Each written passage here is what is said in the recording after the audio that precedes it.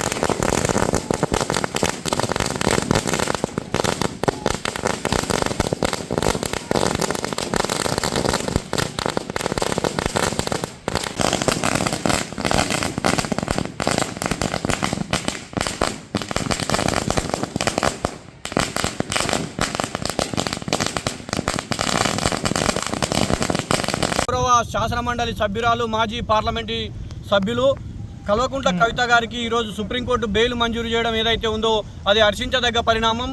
ఈ దేశంలో ED, CBI లాంటి ఐటీ లాంటి సంస్థలను తమ యొక్క జేబు సంస్థలుగా వాడుకుంటూ కేంద్ర ప్రభుత్వం పాల్పడుతున్నటువంటి దుర్మార్గ దుష్ట చర్యలు ఏవైతే ఉన్నాయో వాటన్నిటినీ కూడా బీజేపీ ప్రభుత్వానికి చెంపపెట్టుగా మేము భావిస్తూ ఉన్నాం. బెయిల్ రావడాన్ని కూడా స్వాగతిస్తూ అక్క ప్రజా జీవితంలో మునుముందు మరింత రాటుదేలుతూ మునుముందు మరింత ఉధృతంగా మునుముందు మరింత ప్రజలకు చేరువయ్యే విధంగా అనేక రకమైనటువంటి పోరాటాల్లో భాగస్వామ్యం కావాలని, భాగస్వామ్యం అయ్యే పక్షంలో ఉస్మానియా యూనివర్సిటీ విద్యార్థి లోకంగా మేమంతా తన వెంట ఉంటామని చెప్పేసి తెలియజేస్తా ఉన్నాం.